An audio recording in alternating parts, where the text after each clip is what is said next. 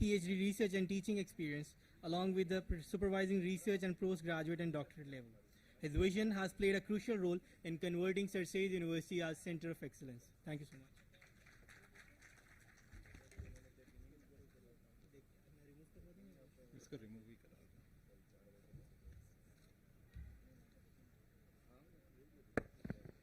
Distinguished guest, अस्सलाम वालेकुम।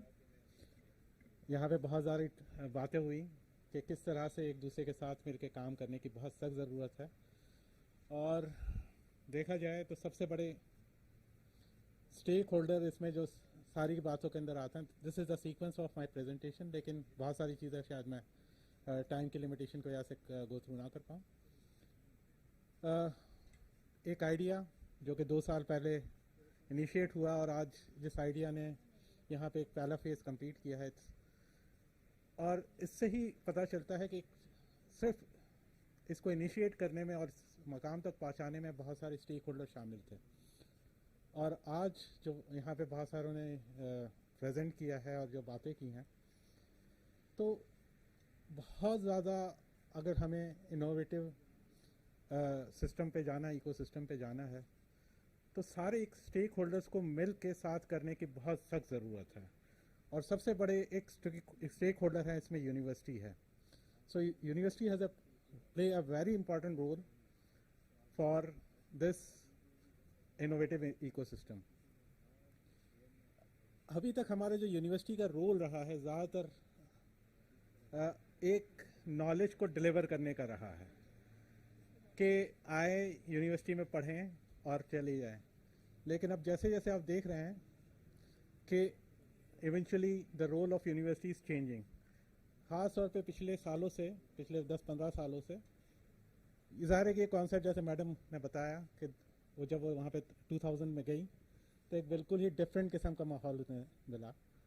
किस तरह से पढ़ाई होती है, किस तरह से क्रिटिकल थिंकिंग होती है, किस तरह से असेसमेंट होती है, वो टोटली डिफरेंट है। यहाँ पे जो हमारा ट्रेडिशनल सिस्टम चल रहा था यूनिवर्सिटीज़ में, वही सिस्टम था जो कि हमारे कॉलेजेस या स्कूल सिस्टम्स को वही थोड़ा सा इन्हांस करके यूनिवर्सिटी लेवल पे आ रहा था। उसी तरह के पेपर्स, उसी तरह से कोर्स वर्क थोड़ा सा किया, उसी से जज किया गया, लेकिन इनोवेटिव थिंकिंग को, क्रिटिकल थिंकिंग को उस तरह से प्रोजेक्ट नहीं किया जा रहा था।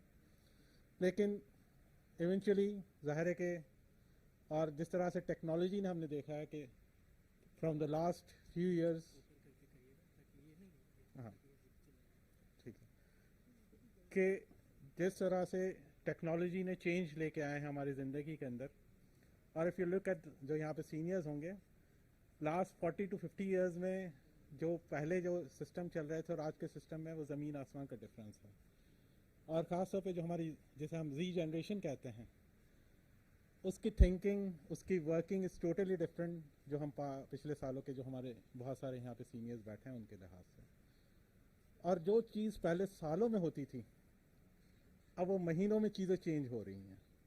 तो यूनिवर्सिटी को भी अपने आप को उसी तरह से चेंज करना होगा, उसी तरह से अपने आप को अडॉप्ट करना होगा, ताकि वो उस जो आजकल की पेस के लिहाज से है वो उसको अडॉप्ट कर सकें। रोल ऑफ यूनिवर्सिटी बड़ा क्रूशल है। एक तो उन्हें वो बेसिक्स भी पढ़ानी है कि जिसको के आगे लेके, जिसके के बुनियाद पे वो आगे अपने आप को जो है अपने आप को रिसर्च में भी लेके जा सकते हैं, प्रोडक्ट डेवलपमेंट में भी लेके जा सकें। और जिस तरह से ये requirement for the new education या जो उसके नए कॉन्सेप्ट्स हैं, वो इतनी तेज़ी से चेंज हो रहे हैं कि अभी आपने कुछ किया और थोड़े देर के बाद वो टोटली चेंज हो रहा है। तो role of university it's changing very fast, और उसमें इसको बैलेंस करना ये बड़ा मुश्किल काम हो रहा है फॉर ऑल द एजुकेटर्स। तो मैं आपको एक चीज़ जो कि सबने हाईलाइट की, और हर एक मेरे ख्याल से, कि इनोवेटिव इकोसिस्टम्स में हर एक स्टेक होल्डर्स का होना और उसके एक दूसरे के साथ लिंकेजेस कैसे हों, it's a very important task. University has to play a very important role, लेकिन इसके अलावा गवर्नमेंट का role, media, entrepreneurs, business foundations, और ज़ाहिर है कि उसके इनोवेटिव लैब्स और मैन्युफैक्चरर्स का उसके साथ एक दूसरे के साथ लिंक कैसे होगा। तो ये एक दूसरे को डिफाइन करने की बड़ी सख्त ज़रूरत है। अनफॉर्चुनेटली हमारे जैसे कंट्रीज़ में, पाकिस्तान के अंदर अभी हमने बहुत सारी बातें की कि जहाँ पे, और जो हमारे पहले स्पीकर में थे, ये कि हम आइसोलेशन में तो बहुत सारे काम कर रहे हैं, लेकिन एक ओवरऑल पॉलिसी या ओवरऑल वे में किस तरह से चलना है, शायद हमने अभी तक उसको डेवलप नहीं कर पाए। अगर हमें इसको और मज़ीद आगे लेके जाना है तो सारे स्टेक होल्डर्स, जैसे आज यहाँ पे थे, गवर्नमेंट के लोग भी आए, यहाँ पे बिजनेसमैन भी आए, यूनिवर्सिटी को मैं रिप्रेजेंट कर रहा हूँ, तो इन सबको साथ बैठ के एक ऐसा इन्वायरमेंट और ऐसे एक दूसरे के साथ कोलैबोरेटिव एफर्ट्स कि किस तरह से इसको फर्दर स्ट्रेंथन किया जाए, सबको बैठ के काम करने की बहुत सख्त ज़रूरत है।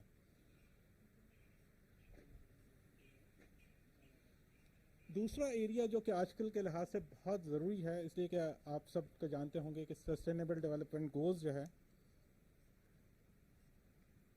ये पूरी दुनिया में 17 गोल्स रखे गए हैं और उसको हासिल करने के लिए टाइम जो फ्रेम रखा गया वो 2030 है।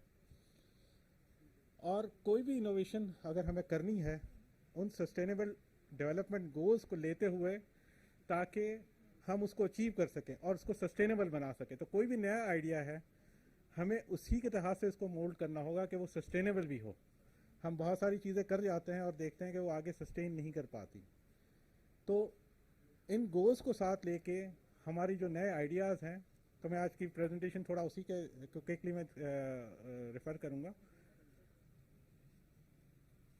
अभी जो बात हुई कि हमारी यूनिवर्सिटी का एक डिफरेंट रोल होता था, ये स्लाइड बहुत इंपॉर्टेंट है कि अगर यूनिवर्सिटी को as a innovative ecosystem centric university बनाना है तो इस यूनिवर्सिटी की वर्किंग को बहुत चेंज करना होगा। फर्स्ट, यहाँ पे जो नोट साइड पर नज़र आया कि it has to be work 24/7। अगर उसे सर्विसेज प्रोवाइड करनी है टूवर्ड्स दिस इनोवेटिव इकोसिस्टम्स, और उसके लिंकेजेस होना बहुत सख्त ज़रूरत है विथ, जैसे मैं भी वीसी हूँ लेकिन दूसरा वेंचर कैपिटलिस्ट वीसीज के साथ, एक्सेलरेटर्स के साथ, इंक्यूबेटर्स के साथ, इंडस्ट्री के साथ, तो इसको आपस में मिल के काम करने के लिए तो ये यूनिवर्सिटी के linkages with all those stakeholders has to be very very crucial अगर आपकी यूनिवर्सिटी को वर्किंग को चेंज करना है। और सबसे बड़ी बात कि it has to be work 24/7, इसलिए कि ये चीज़ें ऐसी नहीं है कि आप आए, यूनिवर्सिटी बंद हुई, बंद हो गया, but it has to work continuously. और ज़ाहिर है कि उसी के बाद आगे चल के देखते हैं कि इसके बाद आपके और सोल्यूशंस जो होने चाहिए। हम ज़्यादातर बात करते हैं बाहर के सोल्यूशंस के लिहाज से, लेकिन अगर हमें सस्टेनेबल गोल्स को अचीव करना है पाकिस्तान के लिहाज से, तो it has to be local solution. जैसे अभी हमारे एक स्पीकर ने कहा था कि बहुत सारी चीज़ें हो सकता है कि हो चुकी है, अगर हम थोड़ा सा इनोवेट करके उसी हमारे ही सोल्यूशंस के लिहाज से इसको इम्प्लीमेंट कराए तो ये काफ़ी काम हो सकता है। SDGs के लिहाज से ज़ाहिर है कि इंगेजमेंट ऑफ द यूनिवर्सिटीज़ और SDGs बड़ी इंपॉर्टेंट है, इससे दोनों को फ़ायदा है। इसमें यहाँ पे बहुत सारी चीज़ें लगेगी कि हाउ यूनिवर्सिटीज़ के SDGs के लिहाज से यूनिवर्सिटी के लिए क्या बेहतरीन इम्प्रूवमेंट हो सकती है और यूनिवर्सिटी इसमें क्या पार्ट प्ले कर सकती है, मैं इसमें गो थ्रू नहीं करूँगा, but there are number of areas in which universities की वर्किंग बेहतर हो सकती है बाय इम्प्लीमेंटिंग द SDGs, और यूनिवर्सिटी SDGs के इम्प्लीमेंटेशन के लिहाज से क्या काम कर सकती है for the industry, for the government और फॉर सोसाइटी। तो ये एक इम्पैक्ट जो है वो क्रिएट किया जा सकता है। सिमिलरली SDGs की इम्प्लीमेंटेशन के लिए जो रोल है इन टर्म्स ऑफ रिसर्च है, गवर्नेंस है, आपके एजुकेशन है और एक्सटर्नल लीडरशिप है। तो ये सारी चीज़ें मैं इम्प्लीमेंटेशन फॉर द SDGs, और SDGs को मैं क्यों ज़्यादा एम्फेसाइज कर रहा हूँ कि बिकॉज हमारी टोटल इकोनॉमी जो है वो चेंज हो जाएगी अगर आप इसको इम्प्लीमेंट करना चाहें। अगली स्लाइड में अब थोड़ा सा मैं हाईलाइट करता हूँ कि जिसमें कि आप इनोवेटिव इकोसिस्टम्स के लिहाज से रिसर्च की बहुत ज़्यादा सख्त ज़रूरत है। आर्टिफिशियल इंटेलिजेंस है, स्मार्ट सिटीज़ है, रोबोटिक्स है, एनवायरनमेंट है, सस्टेनेबल एनर्जी है, व्हीकल टेक्नोलॉजी है, बायोटेक्नोलॉजी है, नैनो फिज़िक्स है, डिज़ास्टर प्रिवेंटेशन है। So these are the areas जहाँ पे कि अगर आपकी research in terms of the university नहीं होगी तो हम उसमें बहुत सारे ज़्यादा, ठीक है आइडियाज़ आ गया, बट उसको प्रैक्टिकल लेवल के जाना तो उसमें यूनिवर्सिटी का एक बहुत इंपॉर्टेंट रोल है। और ये ऐसे एरियाज़ है कि जिसमें हमें बहुत काम करने की ज़रूरत है। Again there are some of the ideas for affordable and clean energy है जो कि SDG 7 को करती है, जिसमें कि यूनिवर्सिटी बहुत बड़ा रोल पार्ट प्ले कर सकती है।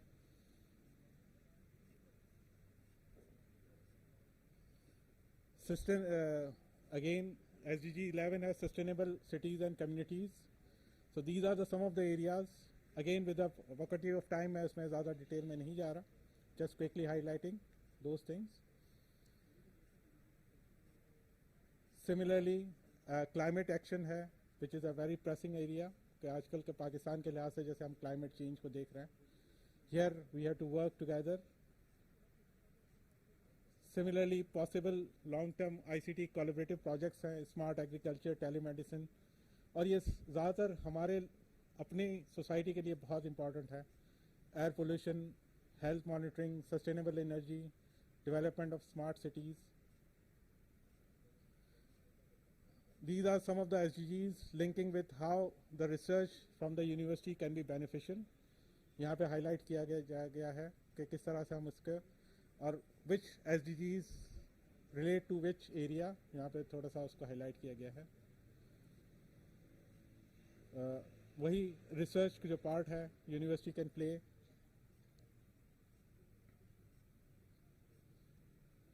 So how universities can play a role at the research level कि इसको इंक्लूड करें SDG as a topic of research within the university. Research approaches जो है फॉर SDGs उसको एड्रेस करें, स्टेक होल्डर्स को आइडेंटिफाई करें कि these are the areas in which we have to work further. किसको इम्प्लीमेंट कराने के लिहाज से खासतौर पे जो इंडस्ट्री के अंदर है किस तरह से इसको इम्प्लीमेंट कराया जाए, उसमें एक पॉलिसी मेकिंग के अंदर बड़ा रोल यूनिवर्सिटी का है. और capacity building in terms of how to improve the capacity के उस SDGs को इम्प्लीमेंट कराया जा सके. तो इसमें हमारी यूनिवर्सिटी का एक बहुत बड़ा रोल है जिसमें कि ये कैपेसिटी बिल्डिंग कर सकते हैं सबको, इंडस्ट्री के लोगों को भी, पॉलिसी मेकिंग के लिहाज से भी, and so on.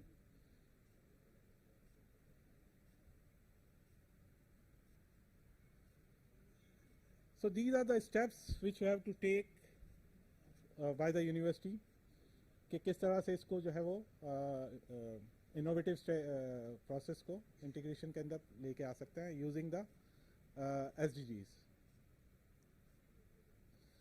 So the conclusion is कि research and technology development should be the prime focus of the universities.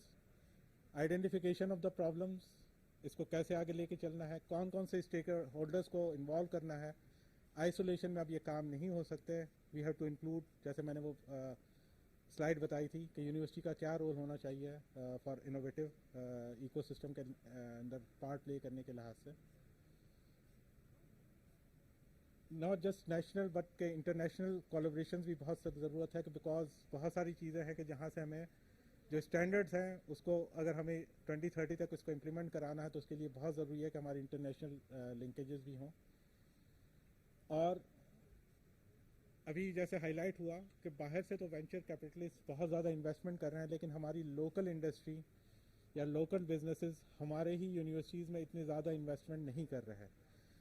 अगर यूनिवर्सिटीज़ को ग्रो करना है, और ख़ास तौर पे अगर देखा जाए तो अब पब्लिक और प्राइवेट सेक्टर की यूनिवर्सिटीज़ भी इतनी ज़्यादा हो गई जितनी पब्लिक सेक्टर यूनिवर्सिटीज़ हैं. They have the limitations. खास तौर पे जो हाई एंडेड लैब्स है बनाना, उसको इम्प्लीमेंट कराने के लिए, उसके स्टैंडर्ड्स को मेंटेन करने के लिए दे रिक्वायर्ड ह्यूज रिसोर्सेज. और उसके लिए ज़रूरी है कि सेंटर ऑफ एक्सीलेंसेस बनाने के लिहाज से उसके कोलैबोरेशन या इन्वेस्टमेंट फ्रॉम द इंडस्ट्री बहुत सख्त ज़रूरत है. अगर आपको यहीं के प्रोडक्ट्स बनाने हैं, यहीं से आपको वो रिसर्च करवानी है, हमारी यूनिवर्सिटीज़ को आगे लेके जाना है, तो आई थिंक गवर्नमेंट को, इंडस्ट्री को इन्वेस्टमेंट टुवर्ड्स यूनिवर्सिटी करना बहुत सख्त ज़रूरत है. और ये चीज़ देखते हैं कि बाहर के मुल्कों में ठीक है कि वो प्रोजेक्ट्स देते हैं वहाँ से, और वो सारा का सारा रिसर्च यूनिवर्सिटीज़ के थ्रू करा रहे थे और बहुत ज़्यादा फंडिंग हो रही होती है. हो सकता है कि स्टार्टिंग में वो रिजल्ट हमें अचीव ना हो जिसका कि हम एक्सपेक्ट कर रहे हैं, but when the system is built, Aahista Aahista ज़ाहिर है कि वहाँ पे भी यही हुआ था कि आहिस्ता आहिस्ता वो सिस्टम बिल्ट हुए थे और उन्होंने वो टारगेट्स अचीव कर लिया कि अब जो बहुत सारे टारगेट्स अचीव कर रहे हैं.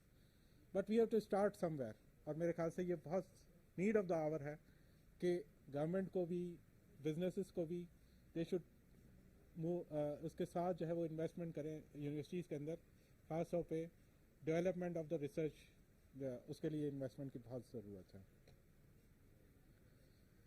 एक जो कि बड़े सक्सेसफुल रहा है और जिसको के आगे मज़ीद के नेशनल आइडिया बैंक का आइडिया है, आपने देखा कि यूनिवर्सिटीज़ का इक्वल रोल रहा है जो कि दूसरे स्टेक होल्डर्स, और उसके साथ जो कोलैबोरेशन हुई है विद आपके ओवरसीज़ पाकिस्तानीज़ के साथ भी, बिजनेसेस के साथ भी, एकेडमी के भी साथ भी, तो एक ऐसी मिसाल है कि जिसको कि देखते हुए हम दूसरे चीज़ों पे बहुत ज़्यादा काम कर सकते हैं।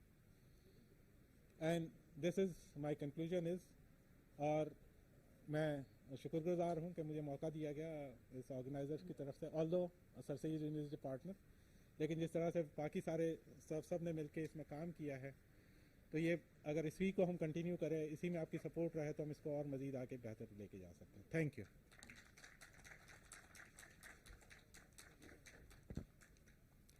Thank you so much. Esteemed guests, we are very grateful for your participation today, and we would like to present a token of our appreciation. May I request Mr.